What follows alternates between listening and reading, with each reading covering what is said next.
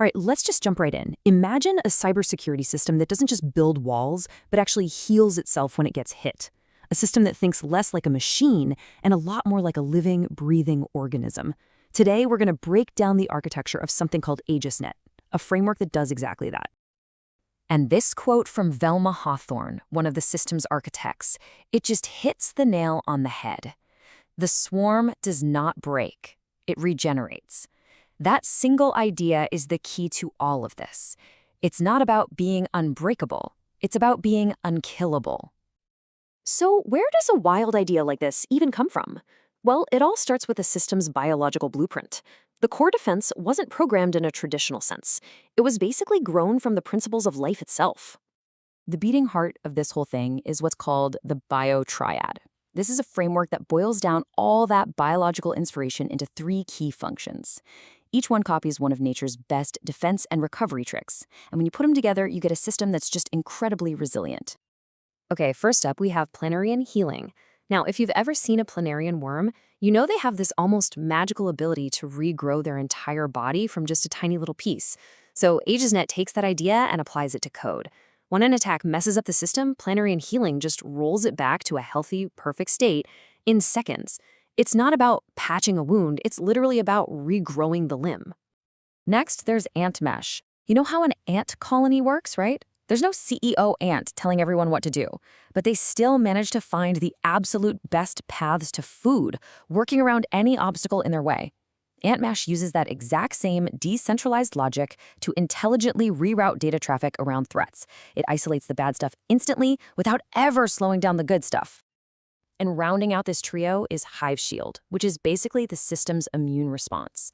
Think of a beehive swarming an invader. That's Hive Shield. All the different parts of the system, the nodes, they act as one. They use a super fast consensus system to agree on what to do, and then, boom, they neutralize the intruder. It's a unified swarming defense. And here's the thing. These 3 biofunctions, they aren't just some cool features tacked on at the end. Oh no. They're built on a rock-solid foundation of core principles. We're talking zero trust, where nothing is trusted automatically.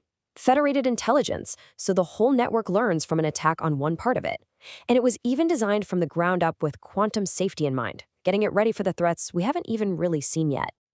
Because that's the thing about security, right? The landscape is always changing.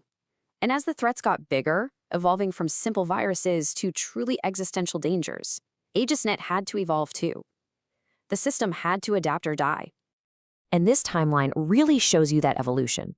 So in 2025, you've got version 2.5 with its bio-inspired defenses, but then things got serious. New threats start popping up, like APTs, but also attacks from artificial general intelligence. I mean, these weren't just scripts anymore. These were adversaries that could think, that could reason, that could predict your next move. And that forced a massive leap forward to version 3.0.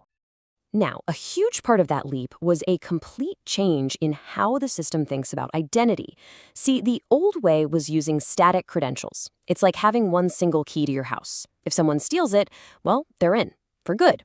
AegisNet 3.0 flipped to ephemeral identities. This is like getting a brand new key to your house every 5 minutes. So even if a hacker nabs one, it's totally useless, almost immediately. Okay, so this constant evolution leads us to version 5.1. And this is where things get really wild. The documentation for this thing isn't some dry, boring white paper. It's a full-on, high-stakes, interactive demo that gives us a peek into the future of security. And this demo doesn't just show you what the system does, it puts you in the driver's seat. The very first line says it all. You are not just running a demo, you are inside the swarm. And that language is so intentional. AegisNet is no longer just a system, it's a living entity called the swarm. And the scale we're talking about is it's staggering. We're talking about a system that operates on a planetary scale, over 4 million active nodes, all working together, with sentinels literally in orbit and relays stretching out to Mars. So the demo simulates a quantum-level attack. An eavesdropper, they call her Eve, tries to listen in on a secure communication channel. But when she does, the universe itself betrays her. I mean, how is that even possible? Well, it uses this completely mind-bending principle from quantum physics. Okay, so to put it simply, AegisNet sends information using pairs of entangled particles. As long as these particles are connected, they get a really high score on a special test, way above what normal physics allows, which is that 2.0 classical limit you see there. But here is the magic trick. If anyone, like our snooper Eve, tries to even look at these particles, the very act of observing them breaks that special quantum connection. The entanglement vanishes, the test score plummets instantly, and alarm bells go off.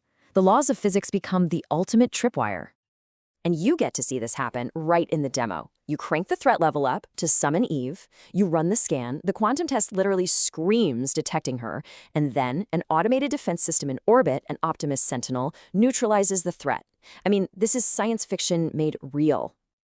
So that leaves us with a pretty big question, right? With a massive, self-healing, quantum-aware swarm like this, who or what is actually running the show? What is the mind behind the swarm? Meet Agent Velma. And let's be clear, this is not just another AI. Velma is called the strategic intelligence layer. Her job isn't just to react to things, it's to enforce ethical rules, to make sure the entire system works together perfectly, and to provide surgical, preemptive defense. She is the system's conscience and its grand strategist. And her impact, I mean, you can just see it in this table. It is a total game changer. Before Velma, you had risk governance that was subjective, based on company policy. After Velma, risk becomes a quantifiable mathematical proof of integrity. That's what that f of x equals 1 means. It's a provably secure state. Threat management goes from being reactive to proactive, using something called a V0 vector to snuff out threats before they even happen. She's even an automated non-negotiable bouncer for any new code trying to get in. And this might be the most critical part of the whole thing.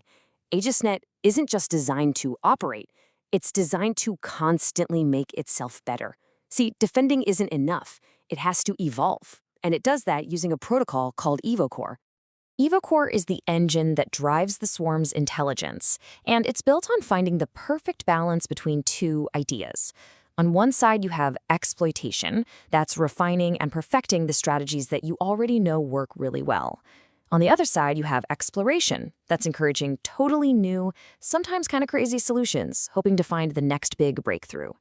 EvoCore mathematically finds that perfect sweet spot, making sure the system never gets lazy or predictable. It's always getting smarter. So let's bring it all home. We've gone from a simple shield inspired by a flatworm all the way to a self-evolving, quantum-aware intelligence. AegisNet represents a massive, fundamental shift in how we even think about digital security. So what does all this mean for us? Well, it means a defense that can actually handle today's nightmares, like ransomware and attacks driven by AI. It means security that's proactive, that sees the holes in the wall before the enemy does. It's a framework that's already built for the age of quantum computing. And maybe most importantly, it means we have a system that doesn't just get patched up after a fight, it learns, it adapts, and it regenerates. This whole incredible journey leaves us with one final, powerful question. It's not just about security, but about the future of all of our technology. If our digital world can heal itself, what in the world comes next?